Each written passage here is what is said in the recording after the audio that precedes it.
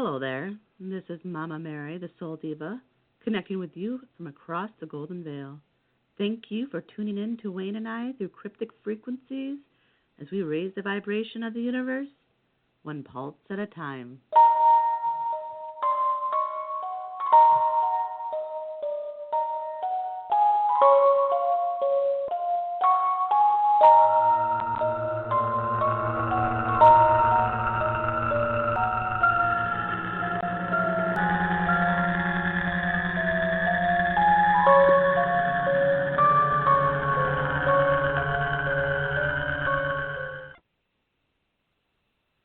The road, it turns red with all the bloodshed. This life we live is a path upon a storm now. The waves crash the coast. We're in the souls of our minds.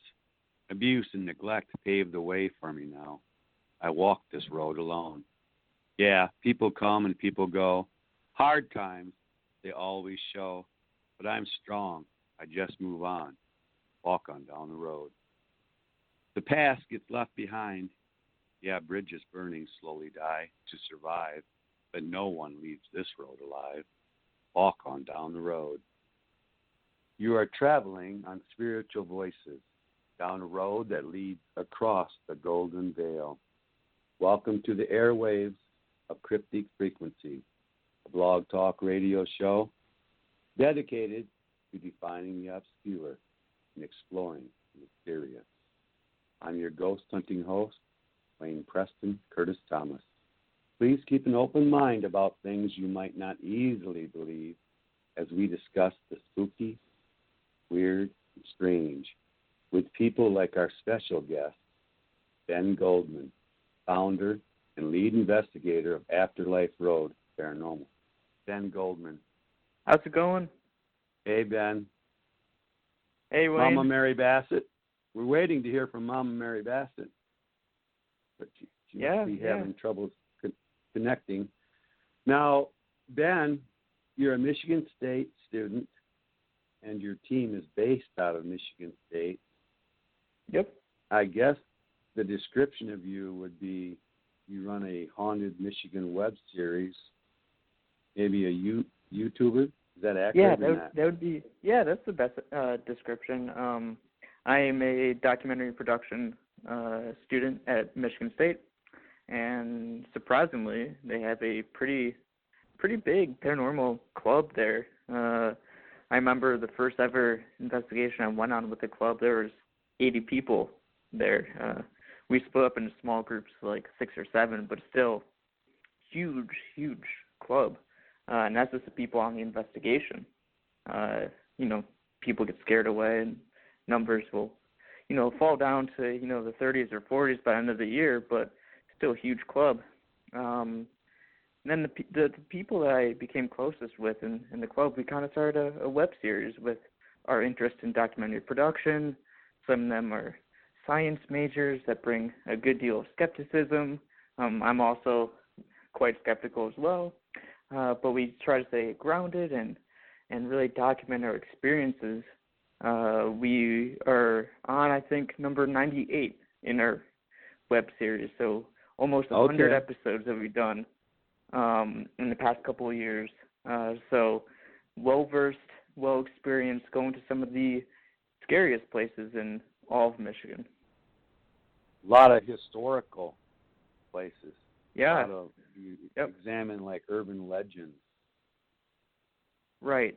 I love the historical stuff, honestly, like just being there. And most Michigan State students are out partying on a Friday night. We're uncovering time capsules in creepy library basements.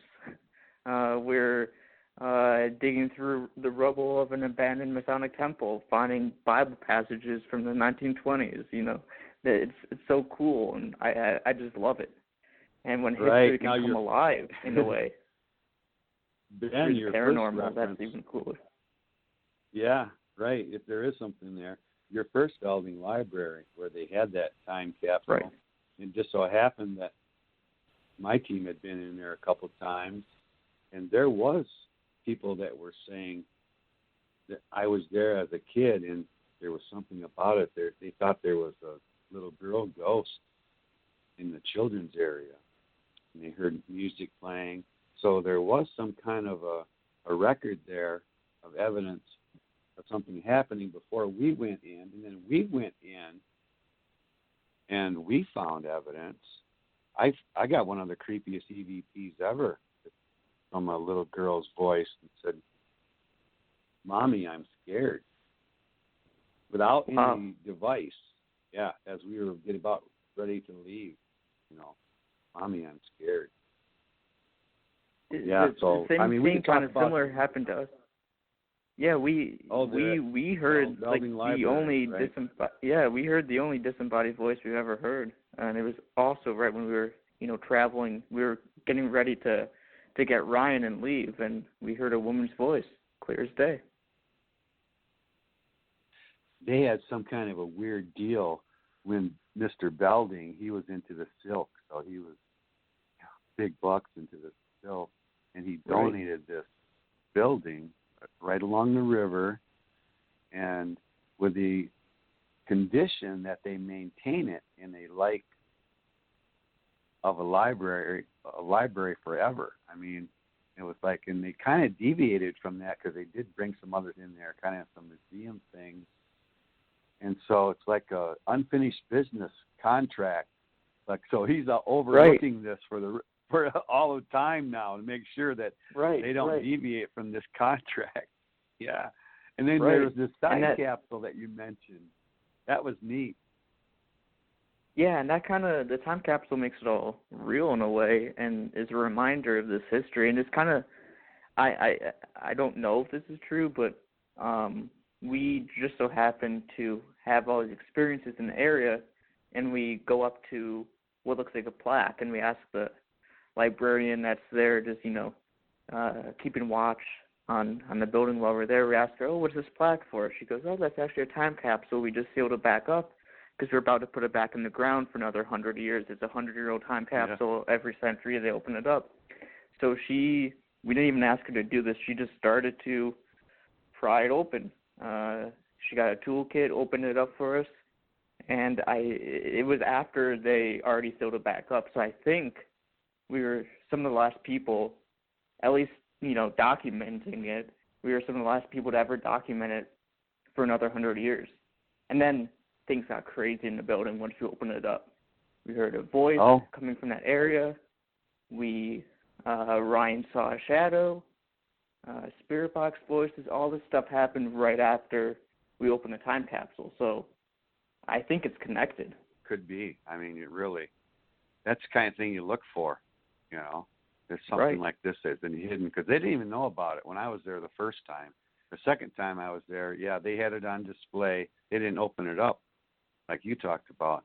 But we also recorded whistling that everybody heard with their ears without any device, and we have that on a recording, a great EVP. That wasn't the only place that we heard ghosts whistle. In that place, you kind of wonder, well, is this residual or is this an intelligent spirit? Because it's the perfect storm for a residual. That whole place is made out of all the items, the building materials that are good for playback, marble, slate, limestone, brick. That's what the building is made of. It's like a castle there next to the river, which that river, has that kind of energy. Well, that's a good one to start out with.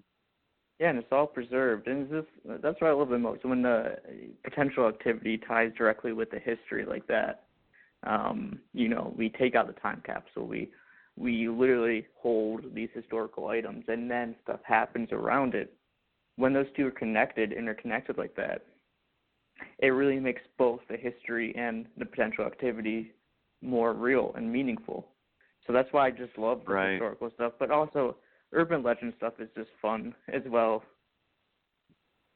Yeah, there was some confirmation with that one. Like you say, I was trying to remember some of the items that were in that time capsule. It seemed like there was some silk and some old coins. Some of the stuff had started rusting, it seems like, that they had. Do you remember any of the other things that was, for silk was what he was all about. Yeah, like you mentioned, it used to be the silk, factory mill, and so it was mostly just old silk, old coins from the era. There's some newspaper clippings, I think, as well. Oh yeah, right. From the time original. Yep. I think that was it. Just sorted, memorabilia from what the building used to be. Yeah, it's the perfect storm for residual energy, but I think we had some actual intelligent stuff that was happening with interaction. And I thought you guys did too, where you actually, ask them something and you get a response that seems like it's a logical response to your question. Right. Then, And it was, what we did was we put up little pens throughout, because, they have the claim of the books moving, so we put a pen around the library, and it was actually the only pen that got knocked over was the one by the time capsule, so that's what led us to it. And once we opened it, the library computer started going haywire. That didn't go in the video because I couldn't show the computer without showing all their names and data and stuff, so I don't want to really put it on the internet. So, but yeah, the computer did go haywire right after the time capsule was open, which is a report there. So that was pretty interesting. Right, that was one of the things, the original things on our report too, that they had computer. They thought there was something odd with their computer, the way it was acting. And they heard this music playing at different times, and when there's supposed to be nobody there, like when they're getting ready to close up. Yeah, I really think it could have been maybe both, up there. And then Brandon and I were up. I don't think you guys went up there, but we were up there in the attic, which is a huge area. And no light gets in there. We didn't go. It's dark. Yeah, we didn't go to the attic. Well, just Brandon and I are sitting there, and all of a sudden, it sounded like this truck was going to run over us. This really loud rumbling, but it was the furnace coming on. And we didn't know it, but Brandon's like, let's go downstairs with the rest of the people. All right, I'm with you, buddy. Let's go downstairs. Right. I'm waiting for Mama Mary to check in because she's got a connection with some of the places that you've been to. Now we started out with your theme song, which is kind of a blues rock song. You tell me that your cousin's band, the Coroners, did that, so the lyrics are just really cool, and it fits right in. Yeah, it was my cousin's. It really does. It was my cousin's old band. She's now a solo artist, Liz Ivory, but her old band, the Coroners, they did the song. And I was just looking through their SoundCloud one day, and I found the song, and I thought, man, this is great. I got to use it somehow. So when we first filmed our first investigation, I was like, we should have a theme song. What about that song, The Road? Because the lyrics, like you read at the beginning, when you really read it like that, it really makes it more, in your face. Like, wow, this is really what we stand for. This is cool stuff. So I was thinking, songs called The Road. The title of this web series has to incorporate a road. Otherwise, it's a really random metaphor that we just use in the opening 20 seconds or so. So I settled on the Afterlife Road, which makes the theme song make sense. And also it's an apt metaphor, I think, for this journey that we kind of have been traveling along for the past 4 years now, almost 100 episodes, but no end in sight. Are you planning something special for 100? Yeah, actually, at the beginning of this show, I mentioned the first ever investigation with the Paranormal Club, where there were 80 people, right? And that was the first investigation I've ever been on, and I filmed it. And for some reason, I never posted it. And I just recently uncovered this footage.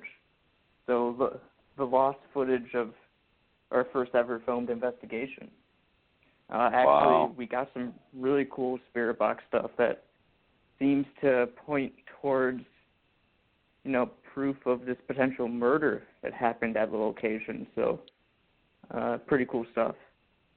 Oh, yeah. Oh, wow. Oh, Mama Mary. Oh, there's Mary. Hi. Mama Mary Bassett. Why don't you tell everybody? I already said that you're the producer and co-host, but you're other things too. So why don't you let everybody know who you are? Oh, well, this is Mama Mary, the Soul Diva, and I have a spiritual shop. I'm a psychic and a healer and energy worker. So excited to have Ben here. He's one of the masters of paranormal. One of my favorite things really is the things that go bump in the night, and if there's anybody who knows anything about that, it's Ben. Just love his YouTube videos because he makes them so creepy. They're amazing. I'm not the one that makes it creepy. It's the ghosts that make it creepy. No. Well, no, you do a pretty good job of setting those up. I like when people compare us to like the Blair Witch, and I'm like, what, you think these videos are scary? What? No, you have the voice for it. You're super good. Back in when we first started, the videos used to be like so short, like 1 or 2 minutes, because I would cut out everything that was scary, because I thought, like, man, this is on the internet, like, you know, people were thinking it's too scary or too crazy, so I used to cut out so much. So, I compared you guys to Blair Witch, but you said you're the snotless version. Right, yeah, we don't have any snot cams, not yet at least. Maybe for the 100th episode. We'll have to sneak one in. Now, our buddy, Brandon, Jose, he says that you're so much better than Blair Witch. I say you could probably put your YouTube videos on a loop and play them for a Halloween, because they are really pretty scary. Well, you might be right. I might just be a little biased because I was there, so I find the real experience scarier than the final video.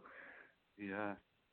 And I thought maybe you were scripting it because it's seamless the way you do it. Oh, no, nothing. Nothing is scripted. Especially for example, Stryker Cemetery, which we were lucky enough to finally meet Mary and meet her there. But that went way, if you want to talk script, it went way off script. as soon as that was a challenge, because as soon as Mary and her team left, I was waiting by the car because Brandon was supposed to meet us there. He was running late, so I was just waiting by the car, and the rest of the team wanted to explore this backwoods area that Mary was telling us is pretty active. So they were making their way there just to scout it out. They weren't even investigating. They had no equipment. Luckily, they had one camera, but they were just scouting it out, and I was waiting by the car with Brandon as he pulled in. And as Brandon gets out of the car, everyone just starts screaming bloody murder. Me and Brandon gun it towards them because we think, like, a human being popped out of the woods and was, attacking them. But no, they heard what they described as a super loud growl that sounded like a human being trying to imitate an animal, which is what frightened them the most because they knew it couldn't have been an animal. And I take out the thermal imaging camera immediately. If there's an animal anywhere, I'd see it.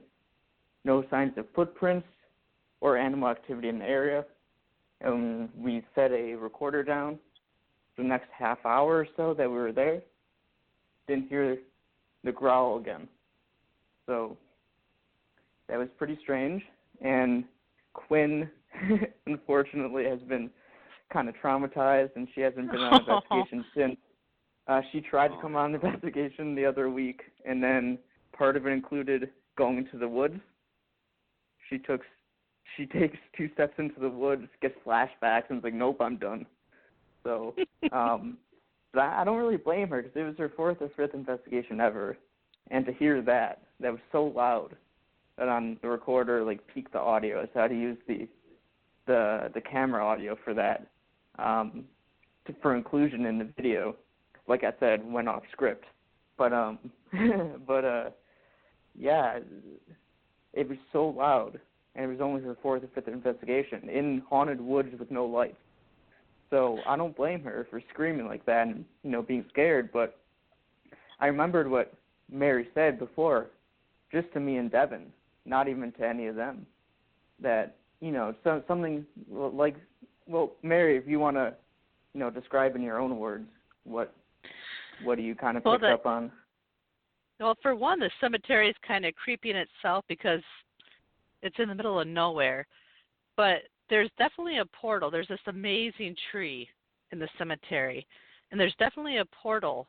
And so there's spirit that belongs to the cemetery itself, but there's constant spirit that comes through this portal. And there is a beast that comes through, and it roams the woods. But I feel it's more of a protective energy versus anything evil. It just feels creepy because if you were to look at it, it would be like when I look at it, it's like a panther on steroids, sort of like a gargoyle type thing, but looks more like a panther. And so it is creepy because you can feel the energy, and it's a very heavy energy, but it definitely is more protective. Right. But there is spirit like constantly in and out of that cemetery. That's why it's so active. People on our team picked up on the protective energy as well. No one, in retrospect, in the moment they all screamed and ran, but over time, once they settled down, we were able to talk about it more. They all kind of came to the conclusion it was something protective. Then when you listen back and you realize what was said right before that, Devin said, should we call upon something? Should we channel something? And then the growl happened, almost as if it was trying to protect the space from calling upon something else, just to get them out of there, to prevent it from happening, if that makes any sense. Like it was protective of the land. And in this area, there is actually Indian, what you would call mounds, burial grounds, even like right down the road from my house. And so you have a lot of Native American energy that's created to protect the land. So I feel more like that's what it is the beast is something that protects the land. I agree. I don't think it's anything bad, just something protective. And protective can, be a powerful emotion and a powerful force, just like something bad can be, just different, different intents with that. It was just interesting to me that they described to me, there's something here that's, like an animal roaming and protecting the area. And then I remember what you said, that you didn't tell it to them, so there was no preconceived bias or anything coming from them because you didn't tell them about what you picked up on about the beast. So I just thought it was interesting that they connected. Yeah, that was cool validation. Right. What comes with the American, validation, you're always looking for that. What comes with the American Native Indian is the shapeshifters. So that could very well have been, what you guys were seeing or hearing. You didn't so much see it. Where does the image come from? For me, it comes in my head. The psychic sense where that's where I see it, and I just learned to trust that. Just like when I'm doing my readings and visions pop in my head. It's that kind of thing. You had been to Stryker Cemetery once before, and then you had that vision? Yeah, several times I've been there. It's just a cool place to be because you always get something. Right, you get that and same you and vision? Devin picked up on the same places too, because Devin, can pick up on stuff as well, I believe. And she was going through before she caught up with us because you guys were there before us, but she kind of wandered off, and before she met up with us, she was going through, and she kind of picked up on the same spots, the same tree that you mentioned, the portal. So I think, everything about that investigation validated everyone's experiences. It was even me. I never have, real experiences. So when something happens, I try to make it known that, wow, I just had something happen. And I think I see Devin in the corner of my eye. And so I tell her, hey, I think I saw you over there, but you're not actually there. Where I thought I saw Devin was behind a tree, and Devin wasn't over there. So I call her. I'm like, hey, we should investigate over here. We go over to the grave. I thought I saw Devin standing by. And again, it was just in the corner of my eye, like in my peripheral, that I thought I saw her. We go over there, and that's the namesake Stryker plot. So the odds of that happening are just like, wow, I think I see something right next to, that was like right when we got there, so I had no idea, had no way of knowing that's the Stryker grave. That kind of blew my mind as well. Because I was watching that on the video, and I remember, well, I'm not going to lie, I'm afraid of the dark. So standing in the middle of the dark creeps me out. But standing, like you were saying, I really thought in that area there was somebody standing. And so it struck me when you said that yourself when I was watching the video. I'm like, oh, maybe they experienced what I was experiencing. I was just thinking I was afraid of the dark and getting creeped out because that's me. Oh, you saw something over there too, same area. Yeah, yep, I did. Oh, wow. But I figured it was just like my own fear-based, creeping up on me. I validation. Sometimes feel that way. Yeah, more validation. I sometimes feel that too. But then I think, man, I've been to 100 cemeteries in the dark. Or not all of them are cemeteries. But, we've been to more places off camera than, we have been on camera. And most of the ones we don't film are cemeteries. So I've probably been to like 100 cemeteries in the dark. I shouldn't be scared of being in a cemetery in the dark anymore. But then you have something like this happen, and you question, am I just really still afraid, or did I think I see something in the corner of my eye? Then you go over and you investigate, and, everything starts to pile on, just like at the Belding Library that I was just talking about. Everything seemed to connect. You go over, and it's a Stryker grave. And then it's the only spot in the entire cemetery you get EMF spikes. And then, Mary, you felt something over there as well. So everything seems to add up. Yeah.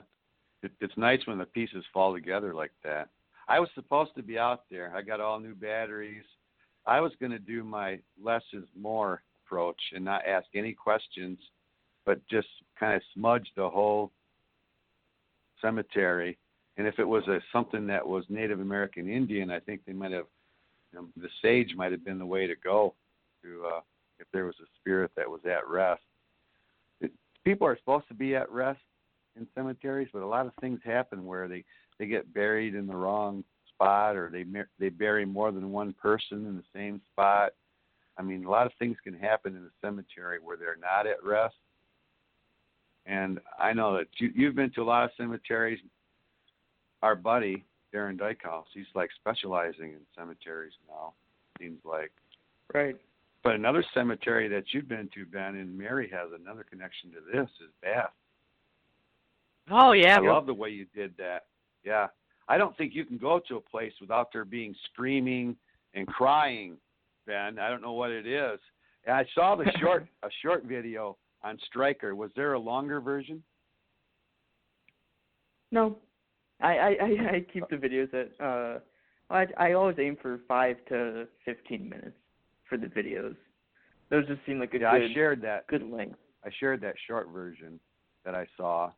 So, yeah, I know there was some screaming and, like you said, some crying. But, hey, I've heard stuff like it was right down in my ear. And it was like this had to have been paranormal. And so your partner there, your team member, it was probably something real, that to scare her that much. Right. It was raw. She just got a raw fight or flight, and she chose flight. Yeah. I wish I could have Bath. been there. But Bath, talk about Bath, because you guys both have something to share on that, too. I mean, that was such a powerful experience that for my documentary capstone project, I did my capstone documentary on the school disaster. It's not on the Afterlife Road channel. It's on a different channel because it, wasn't part of the paranormal. But I actually do have a funny behind-the-scenes story from this capstone documentary I did. It's like I think it's like a 12-minute documentary about the school, about how they're keeping the memories alive even through the pandemic. they're on their second and third generation of survivors. There's only one survivor left of this, still to this day, the deadliest school disaster in American history. And it's a bunch of old ladies that run the museum, and they're all retired and thinking about their own mortality, especially in the light of a pandemic like this. So they really need younger volunteers, younger people interested in the history to help keep the stories alive. And that's been kind of challenging for them during the pandemic. So obviously the pandemic kind of hit in the middle of making this documentary. But that kind of turned into what it was about. And I released the documentary on the day that was supposed to be their memorial event that had to be canceled. So they really appreciated that. But anyways, when I interviewed the police chief, Officer Mike, again, this wasn't a paranormal documentary.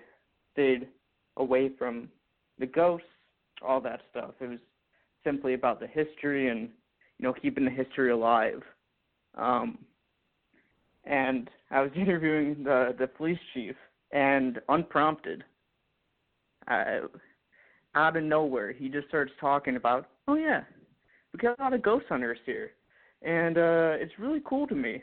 Sometimes I'll stop over and join them, and they'll catch weird orbs and lights in their pictures, and they have these things called spirit boxes, and they get voices, and he's just talking to me. I'm trying to get him to stop talking about the paranormal, because that's not what the documentary is about. And my camera assistant, he's looking at me wide-eyed. He's like, oh yeah, this guy knows who you are. It was kind of funny. It was the one time I am doing something that doesn't have to do with the paranormal. This police chief is just going on and on about it. I'm like, man, I really want to, learn more about this, but after. But yeah, that's kind of funny.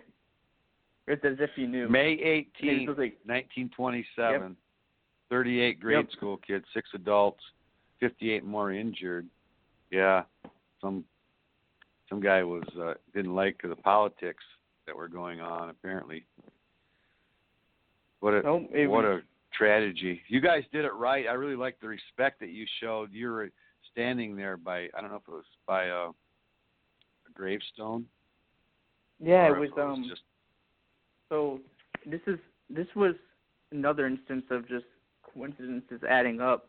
So we went there with we scouted the location with just me and Ryan, and we didn't post this on YouTube. It was just scouting if the location is close enough to us, we'll scout it before we actually investigate it. It is pretty close. And Ryan, yeah, it is. It's only 4 or 5 miles away.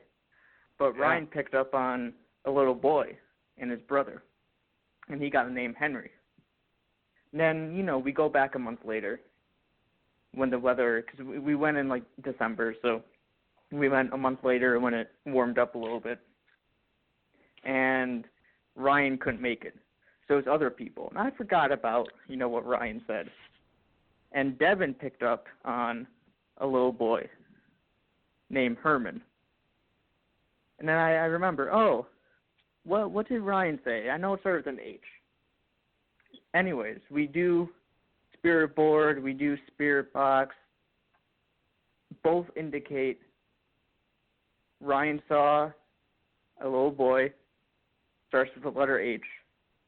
We go, and they have a plaque with all, the victims' names.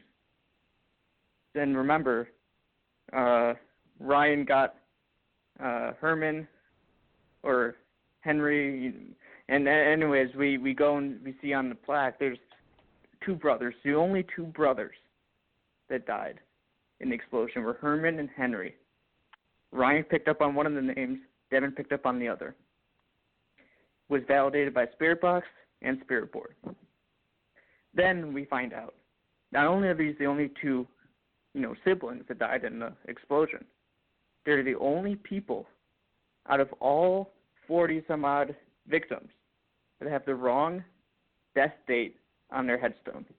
So that's why we went to go pay our respects, because this is a powerful multi-investigation event that we felt they were unrest because their death, they died so young, their life was robbed from them. Right. And then to put the wrong date on their headstone, it's kind of unresolved. Yeah. So we went to go pay. That is the kind of thing, right? That's the kind of thing. This is crazy. Out of everyone in the cemetery, out of everyone that was a victim there, the only 2 siblings and the only people that have the wrong death date, and neither one, Devin or Ryan, knew of each other's experience. So that was pretty wild.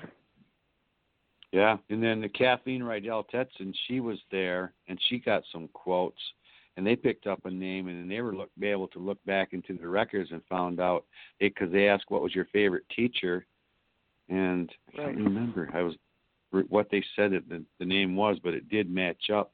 But Mama Mary has a connection. Yeah, my great uncle Harold Woodman died in the Bath bombing. Mm-hmm. The only reason my grandfather did not die was because he stayed home sick that day from school. But my great uncle was in the Bath bombing. Oh wow! The only living survivor, the only reason she's alive is because she stayed home sick as well. Oh wow! Yeah. Isn't that something? Right? And that the is story just so goes wild.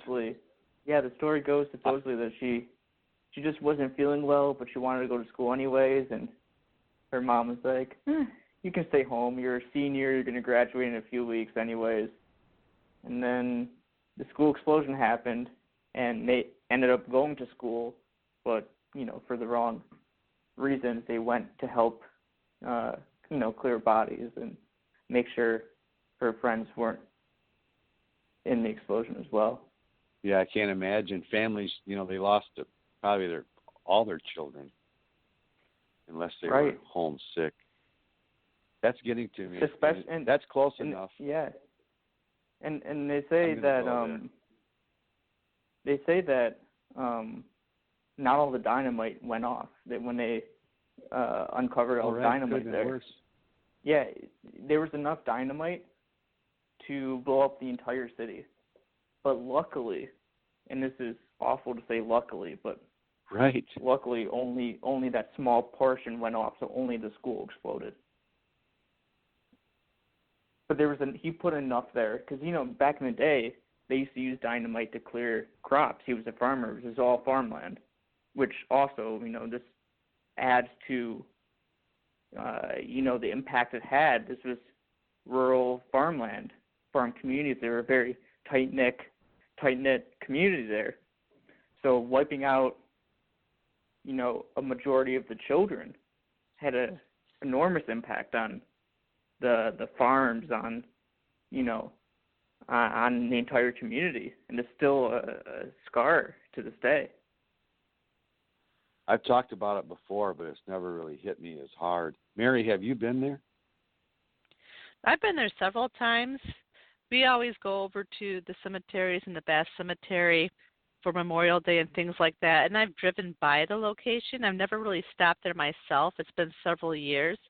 But it puts to mind when, Ben, when I hear you talk about, doing the paranormal investigations or doing investigations like the Bath bombing and finding the 2 graves with different dates and talking about coincidences, I really don't think you would call them coincidences. I think you would call them synchronicities. There's no such thing as a coincidence in life. Everything happens for a reason, and everything has meaning. So really, I feel like when you get that validation, like we did at Stryker or at Bath, the Bath bombing, I think it's more your synchronicities of everything happens for a reason and giving you your validation and proof so you can spiritually carry it on and make a connection. And maybe give that spirit over in Bath a little bit of a rest, like you said, going back and honoring them and giving them some kind of closure. Right, I agree. And that's a great way to put it. And even when I went back, this past year to do the capstone documentary, just being at the site alone with just a camera, time just went by. I thought I was getting one shot, and I closed my eyes, and suddenly a half hour went by. It was just, you can feel the sadness there. Yeah, I'm going to go over there. I'm going to bring some sage. Because I got more evidence now. Like I said, Kathleen Rydell-Tetson, she knows exactly where she was standing when they recorded their EVPs, and they weren't with any sort of device either. And it was an intelligent haunting because they asked, who was your favorite teacher? And Mrs. Hart, I believe it was, that the answer was Mrs. Hart. Yep. And then they looked it up. Sure enough, there was a Mrs. Hart. So I'm going there. How far is it from your house, Mary, the bath? I would say probably a little bit over an hour. Because it's just a little bit away from Lansing, and Lansing takes me about 15 minutes. I don't know if it was close enough. I'll have to check through my notes again. I don't know if it was Hart or a different teacher, because in the interviews I did, we talked about, all the school teachers there. So I don't remember exactly what teacher it is, but it might have been Mrs. Hart. I'll have to double check. But one of the teachers died with 2 students in her arms. Oh. So man. If that was Mrs. Hart, it might make sense. Who's your favorite teacher? The one that tried to save them. Yeah. Now, you guys are able to go after pandemic, after the COVID, is kind of over. The museum there is incredible. I don't know if you guys have been, but they have all sorts of artifacts. There's a story of a kid who he survived because there's this one class who the teacher suddenly went off script, or off curriculum, I should say, and she decided last minute, hey, let's do a story time. So they moved to the corner of the room to do story time, and that's when the explosion happened. And the part of the class they were in had all the debris fall in, but they were only spared because they moved for story time. She just got some instinct to do story time, and that's the only thing that saved them. And so that class got spared. Not everyone in the school died. Some survived. And this one kid was so traumatized that he ran all the way home with a, sprained ankle. He ran all the way home with the chair he was hiding under still over his head. And they have that very chair in the museum there. The details of the story about what this guy did with tied his horses up so they couldn't run out of he set his home on fire and his farm, and he didn't want the horses to be able to run, so he tied their legs together. He apparently killed his wife. Yeah, he was definitely gone. Right. And so the Michigan History Museum in Lansing. They have check that out. Yeah, the Michigan History Museum in Lansing has his watch that he wore, his pocket watch, that he wore during the explosion. And they don't have it on display because, who wants to see that? But they have it tucked away in storage. But for the documentary, they were able to take it out, and I held his watch, and that was such a weird moment. Such a weird feeling holding his watch that he, one of the last people to see the time on that watch because, he killed himself right after. So he was the last person to actually look at the watch for the time. And then I was looking at the watch. Wow. Mary, would you be able to get any feelings off that, vibrations off that watch if you held it, Mary? I think just about anybody could, just like Ben did. Right. Whether he realizes it or not, he did. Yeah. I don't ever feel anything, but paranormal wise, but I felt weird just holding it. I feel weird just listening to you talk about it. This is, like I Right. say, we've talked about Bath before, but it never really hit me quite as hard as it has this time. It's a powerful story, and it sticks with you. Yeah. But you did it right, like I say, and with respect. I think you guys are praying, over the grave there. Other places that are maybe a little lighter than this, I hope. Hell's Bridge, because you went to Hell's Bridge. You did the TV podcast, and then you and Kim and Brandon all went out to Hell's Bridge one night. You can talk about that a little bit. Yeah, that was okay. So the thing that's weirder than any ghost we saw that night was the story of Hell's Bridge is supposedly, and this legend has been disputed and whatnot. It hasn't been really documented, but supposedly this guy, he killed a bunch of kids there, and then he got hanged above what is now Hell's Bridge, and the bridge is like falling apart. It's so old. I was nervous just walking on it. I felt like it was going to cave in any second. And then around like 10 or 11 o'clock at night, all of a sudden, a family shows up with like a toddler, like a 2-year-old. And yeah, they walk her along this bridge with the dad stomping on it, jumping. I'm like, what's going on? This bridge is not sturdy. Why would he take a 2-year-old on it while jumping? She's going to fall in, and we're going to capture her dying on camera. And then, also, when you think about it, there's, a guy who killed a bunch of kids there. Why would you take your 2-year-old to a haunted bridge in the middle of the woods that's supposedly evil by an evil killer? So I asked them, I'm like, why are you taking a 2-year-old to this bridge? Like, this doesn't seem smart, paranormal-wise or, very real, structural dangers of the bridge. And they said, oh, yeah, we came out here last night, and she was talking to the ghost boy, and we have it on camera. She was having a whole conversation with nobody. So we decided to take her back tonight to show her there's nothing to be scared of. Yeah. None of that made any sense. Hey, they were there to film some more. Right, they took their daughter there one night, and then she was talking to a ghost boy and was scared, so they take her back at night next night. But none of that made any sense. And then Kim mentioned, hey, maybe if, these are child spirits, seeing a little kid on the bridge might trigger something. So we investigated after that, and some interesting, we smelled like lilac flowers, but there were no lilac flowers there. Who smelled the flowers? Brandon. And then I did. I got a whiff of it too. See, to me, that is a definite sign. Right. And then we heard a male's voice, and then we got a male's voice on the spirit box. I don't think anything else happened. Okay. But that was all there after the kid came.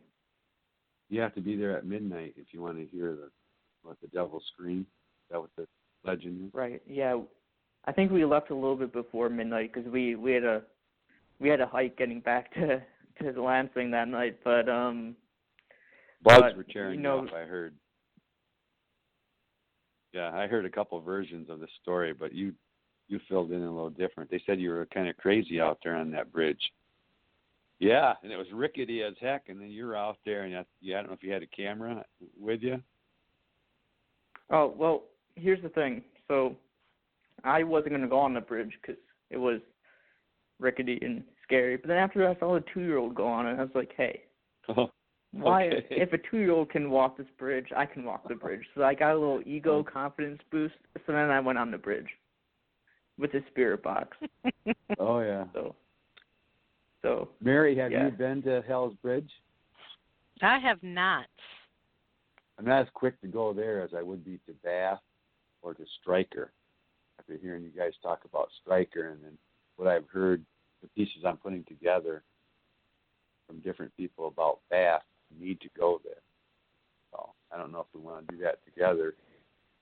It's kind of a long drive for me, but it's going to be worth it. That sounds interesting. You're right.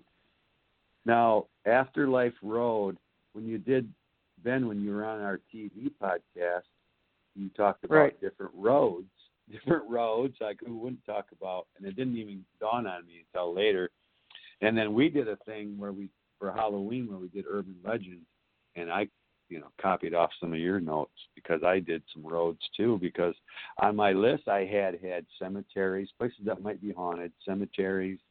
I had added museums and libraries and, of course, battlefields.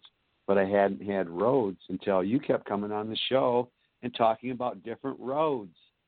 And then maybe Blood Road is the most fitting because in the song starts out, the road turns red with all the bloodshed.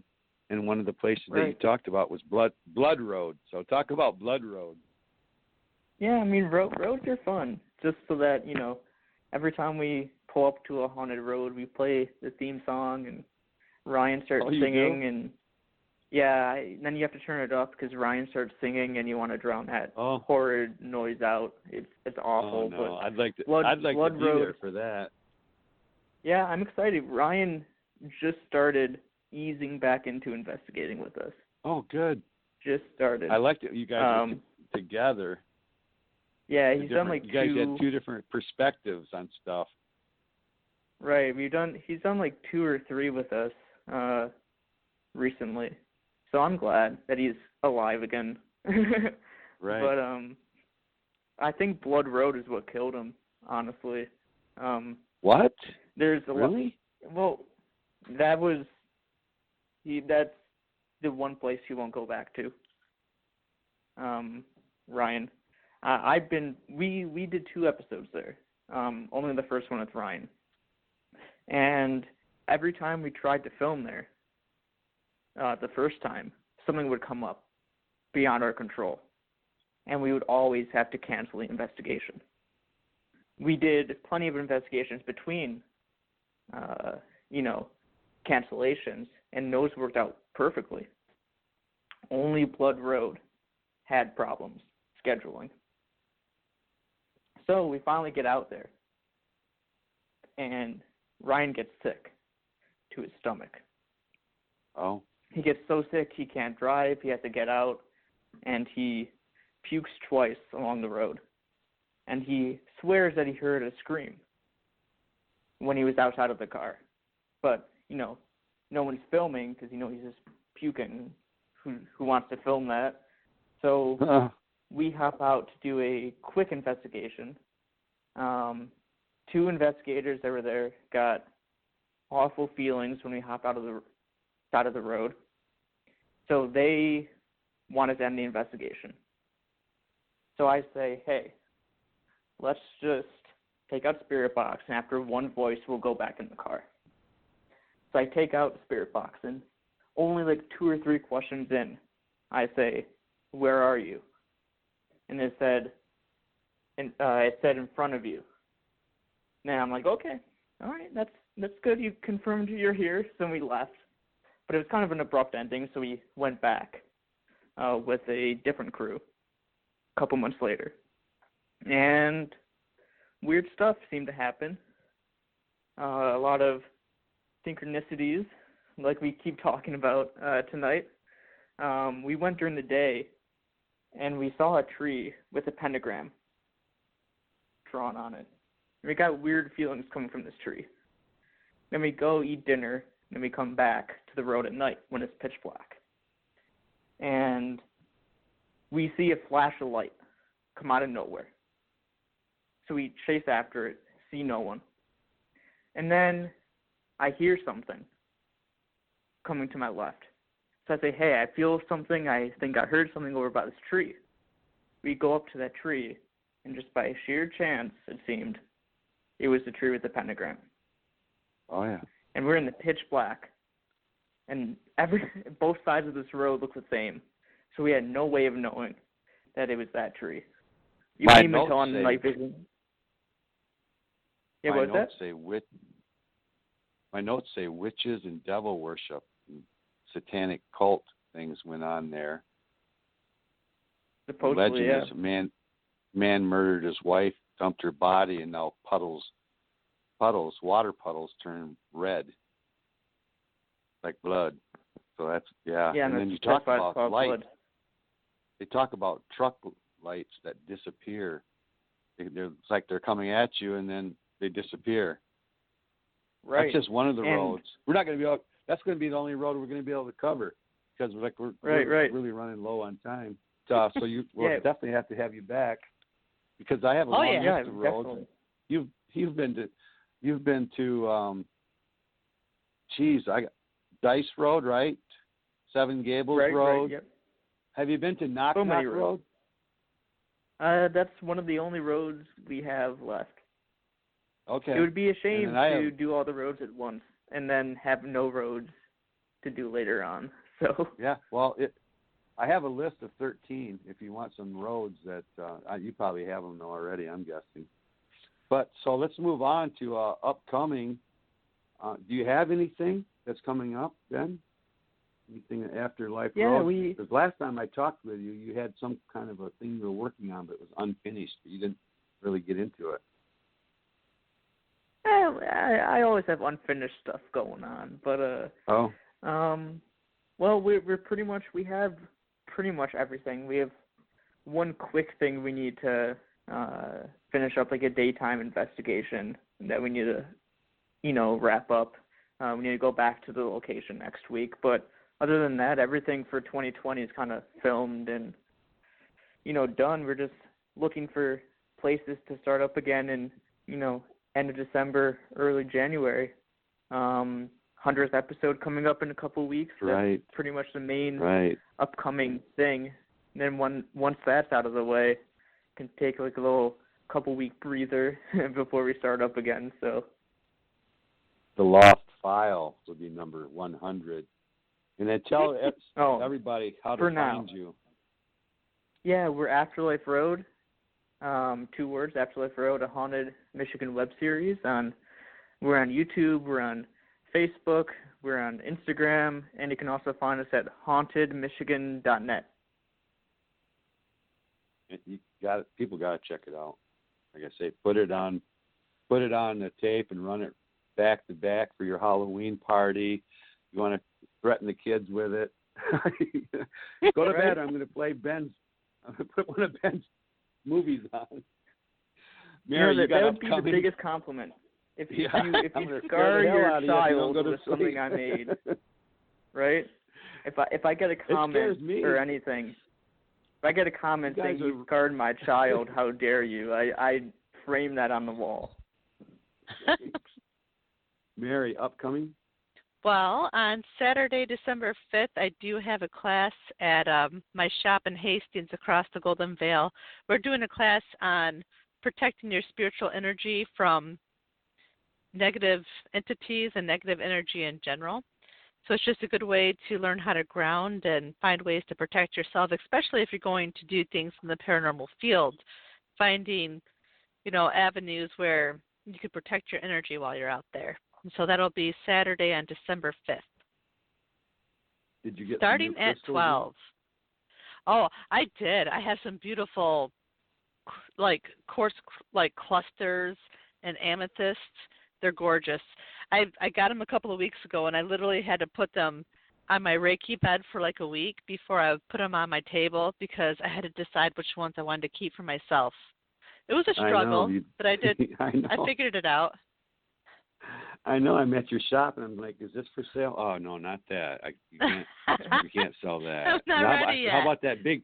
How about that big crystal ball over there? Oh no, you can't buy that either. Like, okay. Well, we did get a couple of new crystal balls. Okay. Well, I'll have to stop out there again. And then people know how to get a hold of you if they want a reading. Just get a hold of me on Spiritual Voices Across the Golden Vale, the Facebook page. Message me, and that's the best way. My phone number is on there, a way to contact me. But send me a message, and we'll set something up. I'm open Wednesday through Friday every day, 12 to 5, and then on Saturdays, 11 to 4. Great. With me, the new thing is the TV broadcast, Comcast 25 and Universe 99. Monday nights at 11 p.m. and Saturday night, 12:30 a.m. Sunday morning. And so it's possible, Ben, that your show that we recorded will be on there. I mean, that was about a 45-minute show, and these are like hours, so, but it may or may not be. But and then that would be cool. Yeah, we'll see if they start going back, how long they'll keep broadcasting our shows on Comcast, Uverse. And then the shout-outs, Laura Briggs was our last host. She was fascinating. We had a lot of stuff going back and forth between Mary and Laura. Comparison. Had a lot of fun doing that. And then we talked about Brandon Jose, so shout out to him. His grandmother was tested positive for COVID, so our thoughts, go out to Grandma. And Kim Colleen, my partner on the show too, and our good friend. Shout out to her. Any shout outs you guys want to send out around the world? Nope. Oh, maybe we can send Sarah a shout out. Sarah Bassett. Heck yeah. Heck yeah. She's a close connection. She is. I love her to death. She spent the full weekend at her shop at Ascended Magic doing tons of lives. I give her props because I don't know if I have enough energy to do all those lives, but I just love her to pieces. Ben, did you meet Sarah out at the cemetery, out at Stryker? Yep. Paranormal XL, PXO? Yep. She was there. She's great. And then final thought, because Mary, she looks across that veil all the time, and Ben, you've been to enough cemeteries and haunted roads, I think you might have some insight into this. Are there dark forces? Is there something that we need to protect ourselves against? Have you guys ever come across anything? We had Amber Rose Hammond on here, and she described a shadow creature that had a thickness, and it was the spookiest description I've ever heard of a shadow person, where it just had depth and thickness. Her description made me think that, there was something to what she saw. So, Mary, you want to start out? Have you ever come across anything that was negative, dark? Oh, definitely. I think there's darkness everywhere. It's inevitable because you cannot have the darkness without the light, and you can't have the light without the darkness. I think, that theme about always, not so much the Armageddon thought, but the fighting the light and the dark, that's a continuous thing in our life. That's why we need the light workers, is to fight the darkness. It's just the way it works. You have to have the yin and yang. Yeah, that's what my brother's a minister, and when I first started getting into ghost hunting, he goes, if there's one, there's the other. So, yep, I agree. Okay, yeah, well, Mary put you're it in well. the spotlight. All right. Have you come across anything, Ben, any places you might have been to where you kind of questioned that? I certainly questioned it, but I agree with what Mary said 100%. You can't have one without the other, so I think there's definitely a lot of truth to what Mary said. Okay, so to the amateurs out there, prepare to ground yourself, and there's different ways of doing that, or some kind of protection, whatever you take faith in. And then, so we'll end the show on a spiritual thought. And Ben, you're kind of like a young Albert Einstein to me. The haircut, at least. How's your hair? You got COVID hair going? Especially during COVID, yeah. Especially during COVID. Yeah. I think I've gotten one haircut in the past 8 months.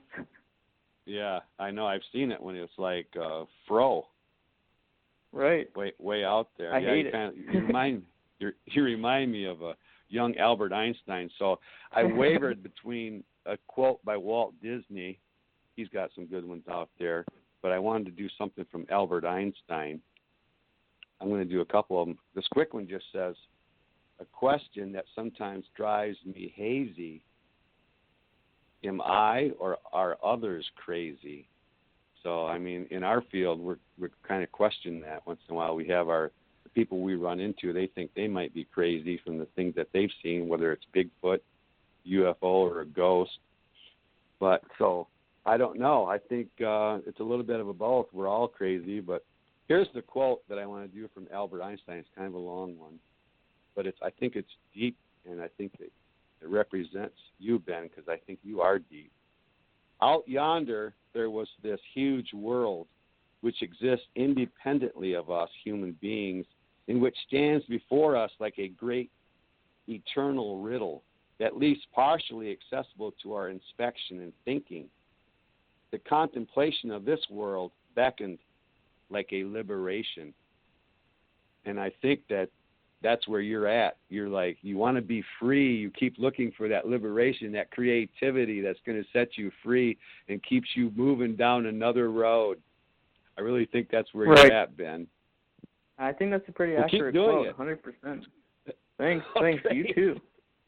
Yeah, keep doing it, and then maybe we all get together and go to Bath sometime.